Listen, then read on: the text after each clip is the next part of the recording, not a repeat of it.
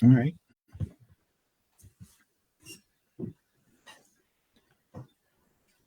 So we'll just wait a minute.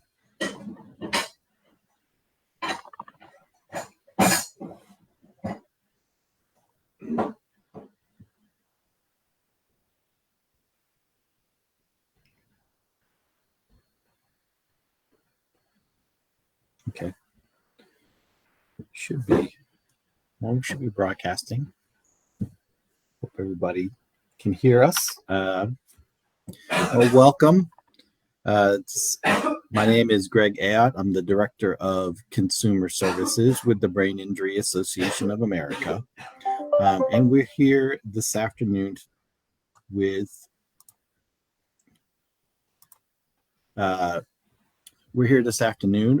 Joe Jackson to talk about PBA, or pseudobulbar affect. The Brain Injury Association did a Facebook Live event earlier with Dr. Greg O'Shannock to kind of talk about the clinical considerations around PBA. I thought it also would be really helpful to have a conversation with a person who's experienced PBA to kind of get their experiences, their insight, and share their tips that could be helpful to others. So as I mentioned, today we have Joe Jackson, a person with a brain injury, who is also has experienced PBA after the injury. So we'll jump right in. Joe, welcome. Thank you for coming in and sharing your experience. Thanks for having me. How long ago did your brain injury happen? It was about 7 years ago. I was in a vehicle accident. All right.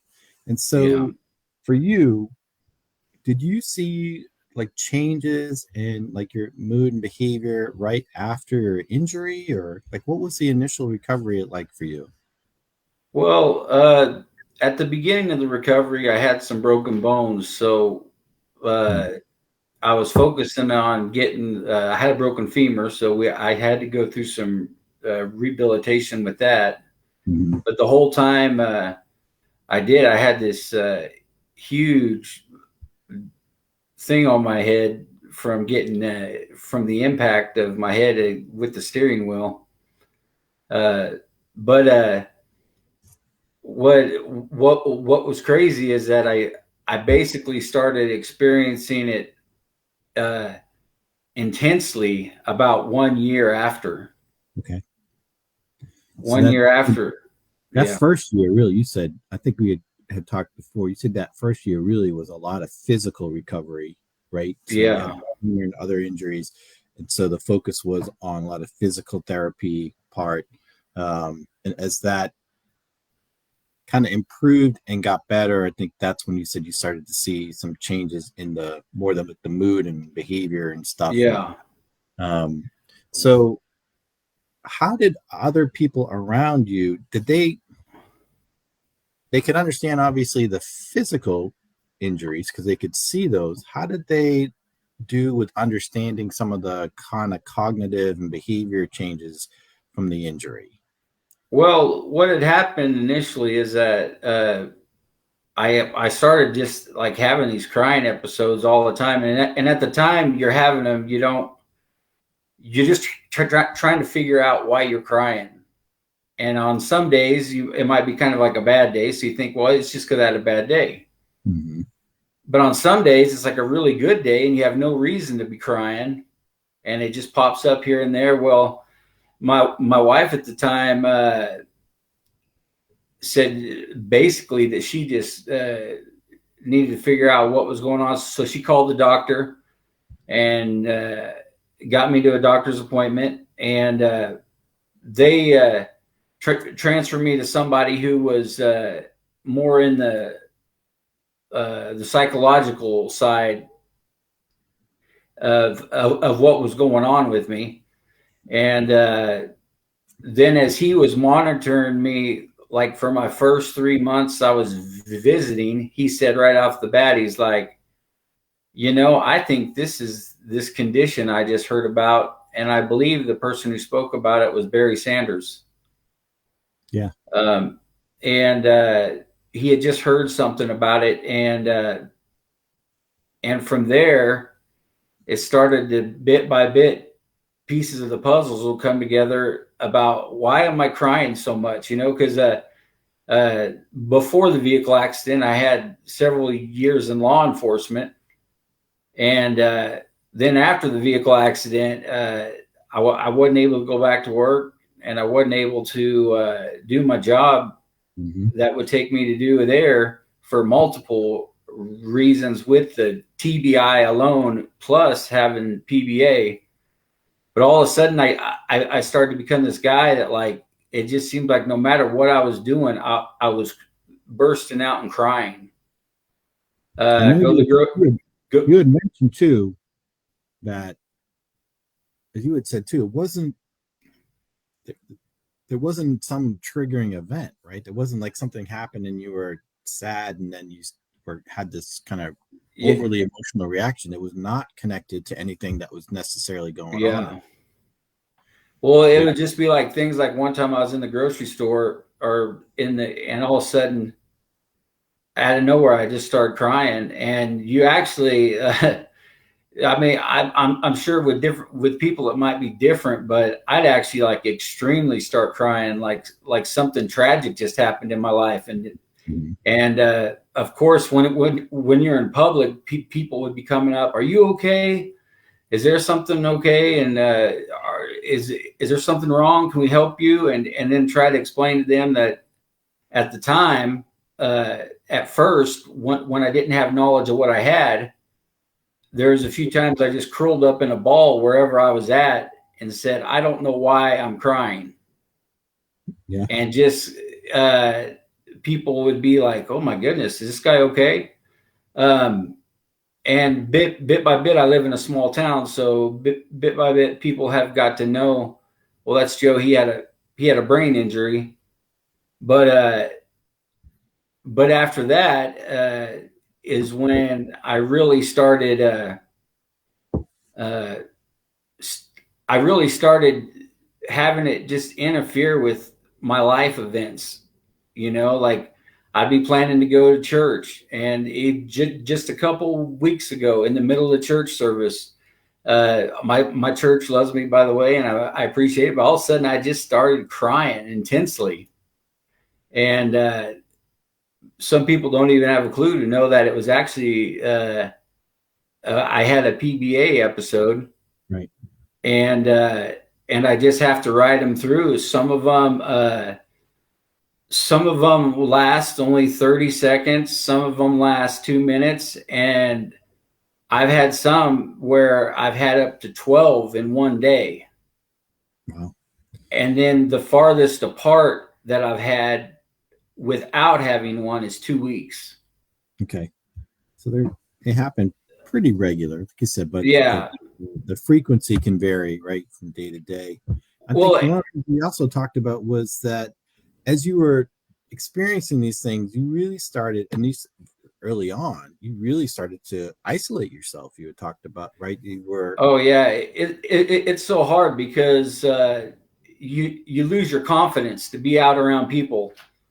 Uh, you know, and especially it's like the guys want to go out or something, and you're thinking in your mind like, well, I'd kind of like to go, but I don't want to be like at a social setting and start bawling.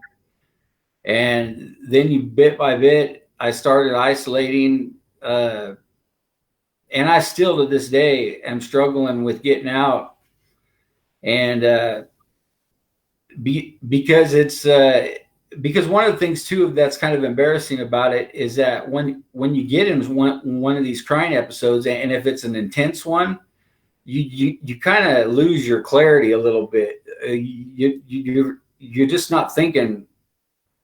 You almost feel like all of a sudden you're thinking there's something wrong, and you're trying to figure out what it is, and then people around you might be asking you questions or something, and you might be giving them wild answers because you're yeah, just living in that one moment. right. And then after it's all over, you kind of realize that, oh man, I just had an episode. I need to calm down. And most of the time, if they were out in public, I just make my way to my car, And if they were bad enough to where they continued, I'd just make my way home. And but bit by bit, I started to isolate more and more as I experienced those moments that were uncomfortable, and they've, because they're real embarrassing to have to explain to people. Oh, hey, guess what? I've I have this condition, I have this, I have that, and to explain to people, sometimes it's hard. But I got to admit, a lot of people have accepted what I had to say in a Mm-hmm. good spirit. In a Mm-hmm. good spirit, there was, um, So do you see also is after the episode, are you exhausted after you kind of wiped out a little bit or oh, I'm exhausted, and if they continue like throughout the day, it's just one moment at a time going to be exhausted. And then there's a lot of times I just go take like a reset nap. All of a sudden, if you can get to sleep and take you a little reset nap, it usually wake up and it stopped. yeah, uh, yeah, uh, kind of give you a chance to reset and regroup and kind but of like yeah. but yeah, and so, but but you'll experience, if you got it, like in my case, how bad I've had it. I've actually even had wellness checks with law enforcement to see if I was okay. Because folks are Uh, concerned, right? They see because these because episodes and people like, see this guy, and even at this time of my life, I'm going through my own trials and tribulations, and the crying deal just tops on it a little bit, to where you have your own emotions, and you cry when you feel those emotions, and then all of a sudden you have these out of the blue crying episodes, and it's just it's real mental exhausting, you mm. know. So as you started to piece this puzzle together, right? So now you're talking to a doctor. He says, "Hey, it might be this thing," and you start to learn, like, "Oh, this is part of the brain injury. This is why it's happening." How did you try to explain that to others? So now you start to piece this together. How are you trying to tell this to others so they would start to understand as well? Oh, it was well, with like close friends and family, they kind of already knew what was going on, so it was actually a lot easier uh, with them. But with strangers, some people still don't really get it. Yeah. Uh, and like sometimes people say, "Well, you're just sad," and I'm like, "Well, I know when I'm sad, then I know when I have a PBA episode." It just hits you out of nowhere. And like, for instance, at the beginning of all this, I actually just thought that you know how a traumatic brain injury basically almost has the same side effects as PTSD. Mm-hmm. I was thinking in my mind, like, I must be mentally just breaking down all the time. But when I found out about PBA and started researching it, I think having the information, builds your confidence a little bit on the fact that you know what it is. Right. And then there are all kinds of ways that you can try to make the right choices when you're having those times, those episodes, or those because it's kind of like, I think I talked to you about it. I guess it's kind of like, it's not a seizure, but it kind of operates like a seizure. It's kind of like on its own terms, Yep. but at the same time, you can feel the warning signs that it's going to happen.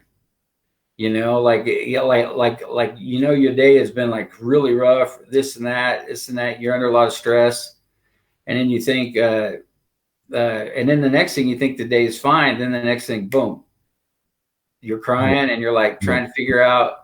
you're like, wait, and it's just it overall at the first year and a half of it, I was totally confused until the doctor told me about it.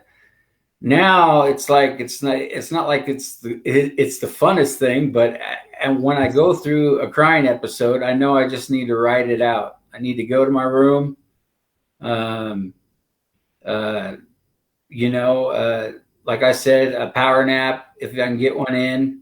I also know that finding some way to redirect yourself uh, can work. Uh, and I'll be honest, one of the interesting ways that I've seen that works is just go take a bath. I mean, it's kind of interesting. You start crying and you can't stop. I'll say you go take a bath, and then you just basically, I don't know what it does, but I've seen this. I've seen it stop it a little bit. Yeah. Um, So let me ask about so we talked a little bit about trying to explain it to others, right? Um, and so for the folks who who knew you and knew about the brain injury and kind of seen kind of the recovery progress, for them it was kind of similar to what you experienced in that. Now you can put a name to this thing. What's this thing going on? All right, it's this that can happen.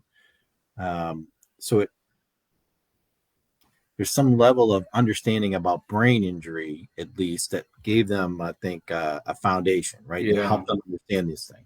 But you had Well, said too, just it. go ahead. Oh, sorry. I'm sorry.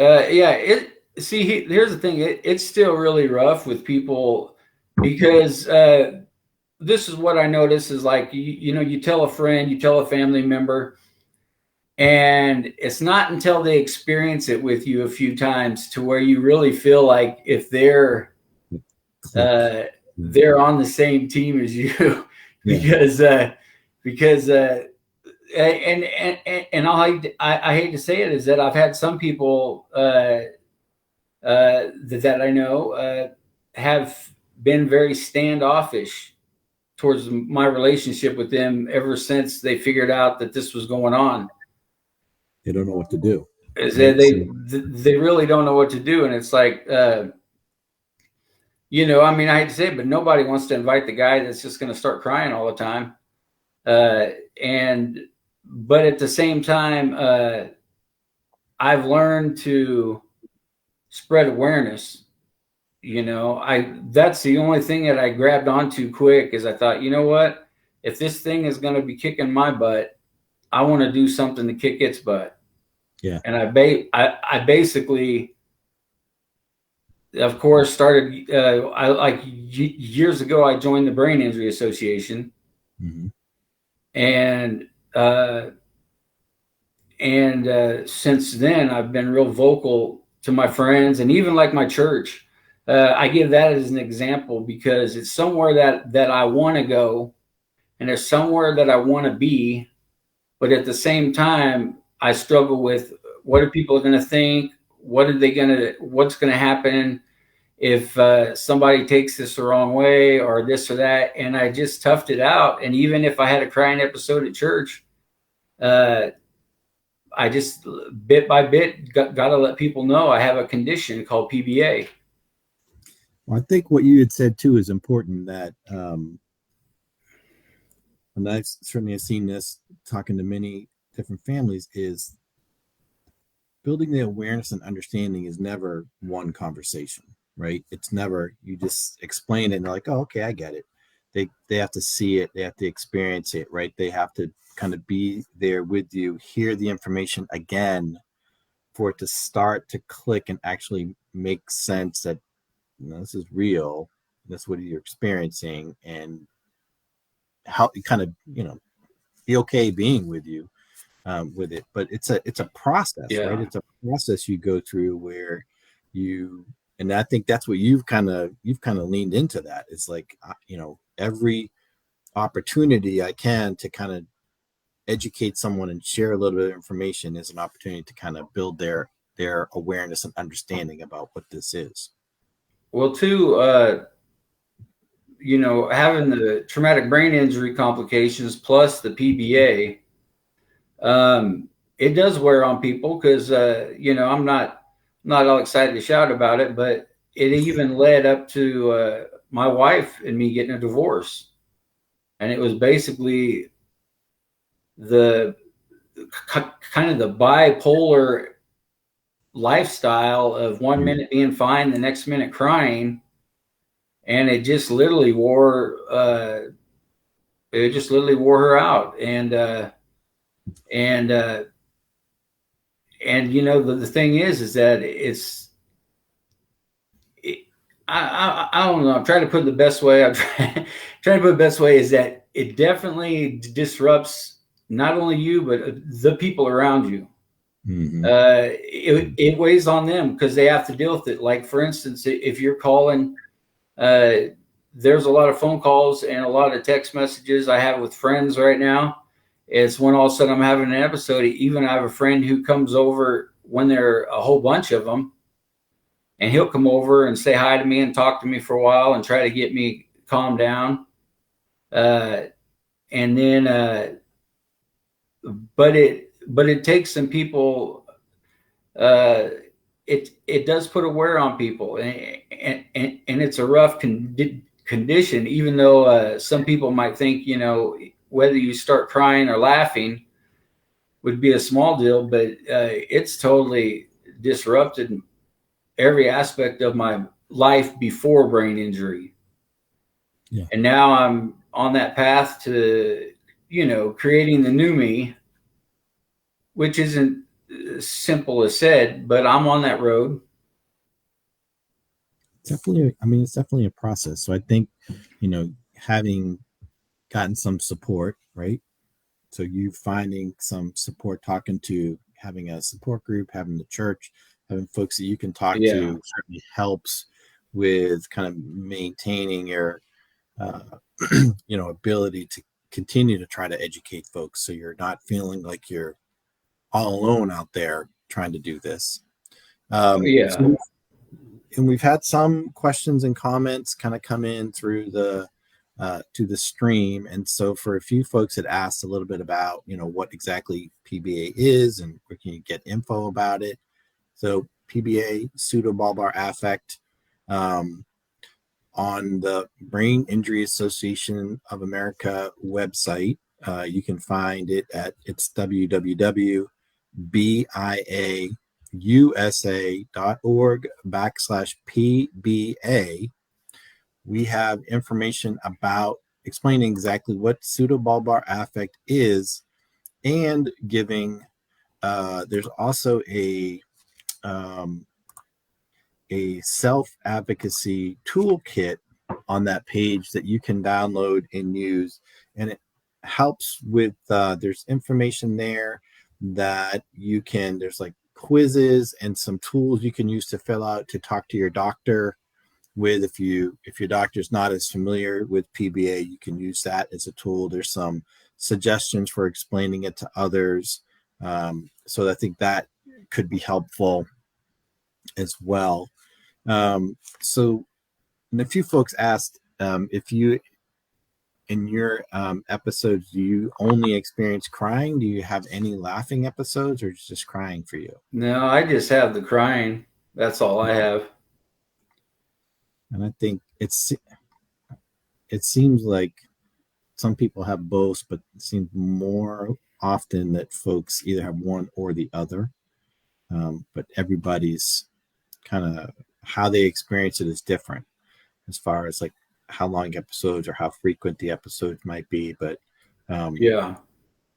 I like you're kind of comparing it to kind of like a seizure. In some ways, it is like that, where it's this onset of an event where not necessarily anything has to happen, and there's certainly uncontrollable events that occur, and then you very often will feel pretty wiped out or fatigued after.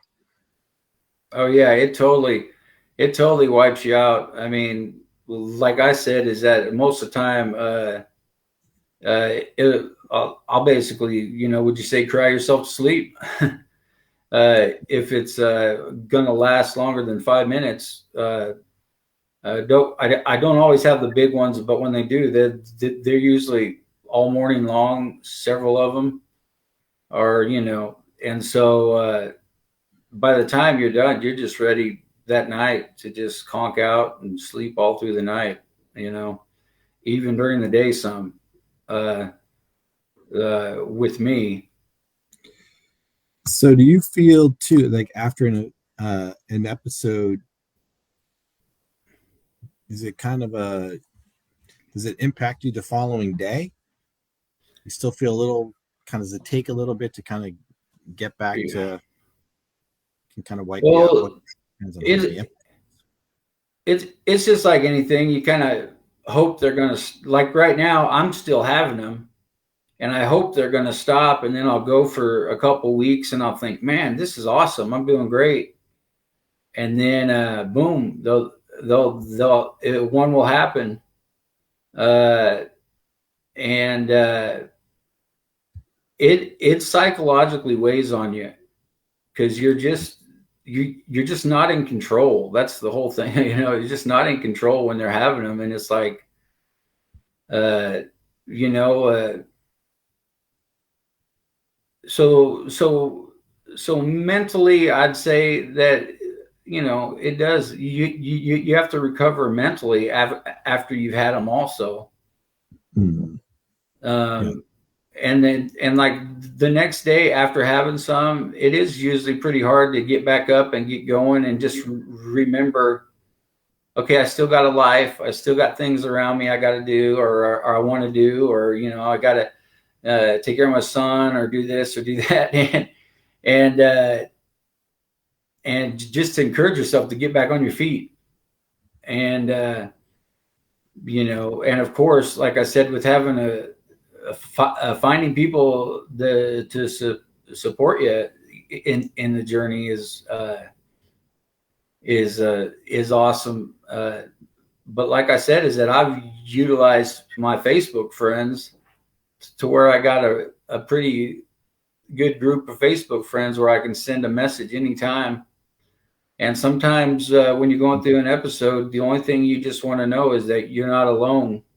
Yeah. And even getting a message or sending a message to somebody saying I'm having a crying episode, and they basically send a message back like, well, I hope it stops soon, and I'm praying for you, or whatever.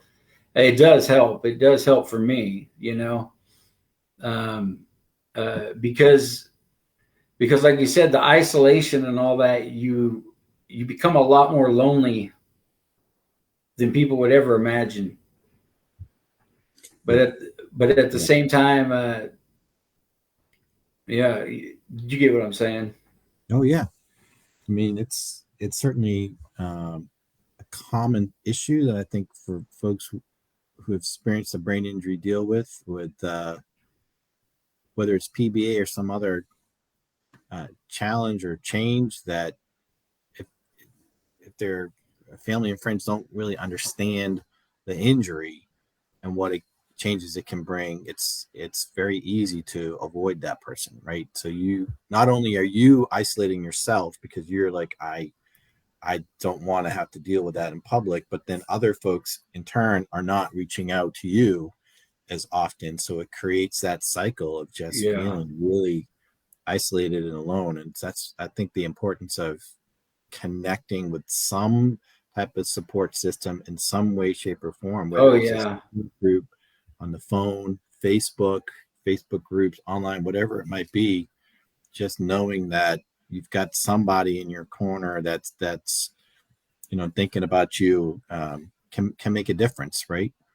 Yeah. Yeah. It just that it at first, of course, when most, like, I don't know, for me, when I started to isolate, I thought, well, I'm just doing this for the convenience of others, and I'm going to be tough.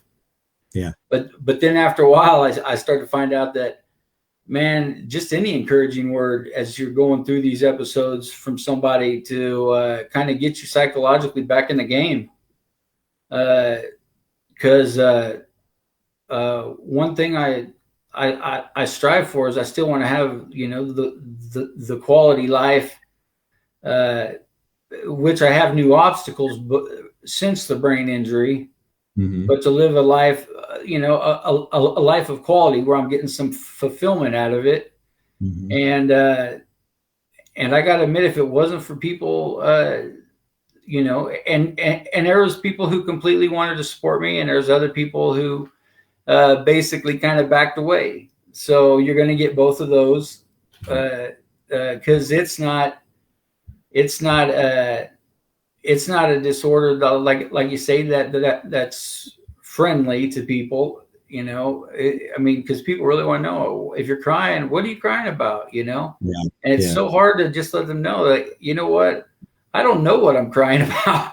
I'm just crying, and they're like, what? Yeah. Yeah, no, it's a condition called PBA.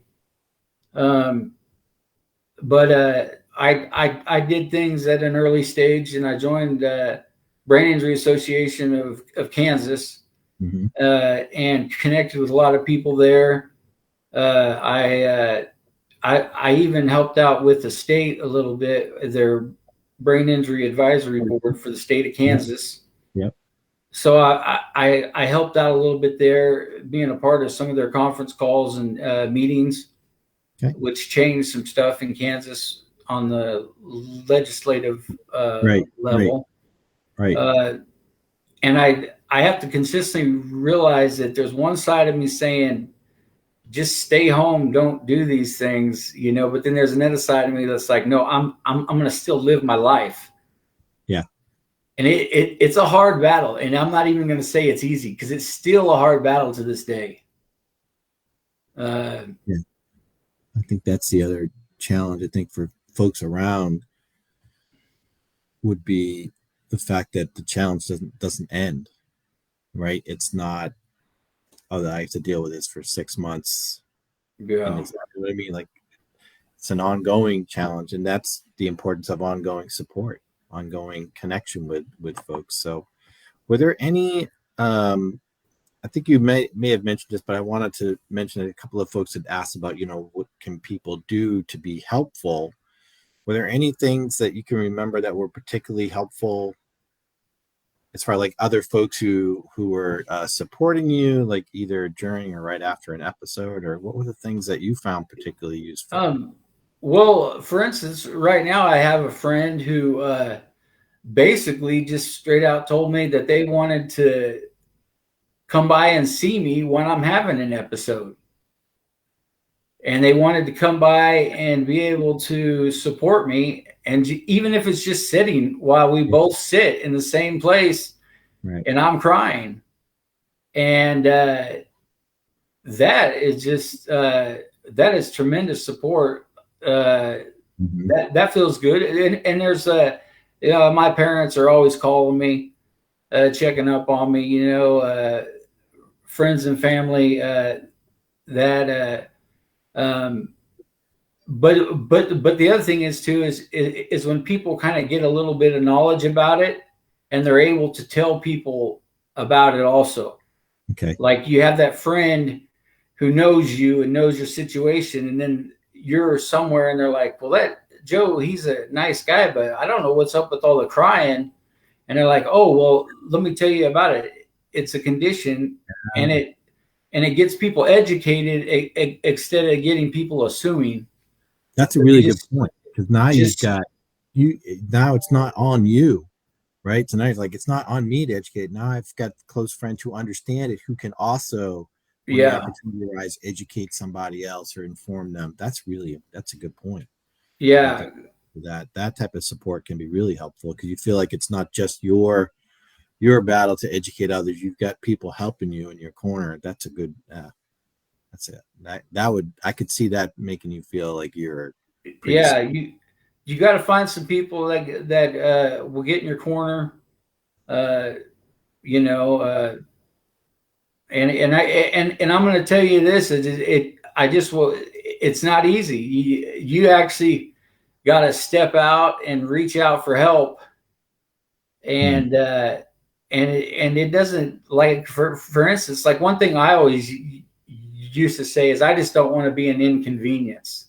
I just don't want to be an inconvenience. But then after going through enough struggles, I realized that I needed to reach out for help, because this thing was just mentally just basically driving me crazy. Mm-hmm. And I finally reached out for help, and I'm glad I did. Yeah. I'm glad I said, hey, I need friends, I need family, I need to let you know what's going on. And like you said, not everybody was interested, but you definitely will find those different friends who want to do that much support for you, and they'll come and play. And I wondered myself how it was going to happen, and bit by bit, I just started like even just talking to people in the community. Somebody had heard something about the PBA, and even a friend of mine who is a combat veteran was telling me the other day, I have these things several times, and I just kind of brush them off as I'm driving down the road, and I started crying. Mm-hmm. And I said, well, it could possibly be. And he said, I always wondered what they were, because he always wondered what they were, because he didn't have any emotion at the time. He was just driving down the road or something, And he was like, why am I even crying? Well, maybe it's just a good day, or because but he said that when he first heard it from me, he actually was kind of resilient and said, oh, that's just PTSD. And then after I kept telling him about the condition, he's like, oh, well, man, that must be maybe, yeah. That must be PBA.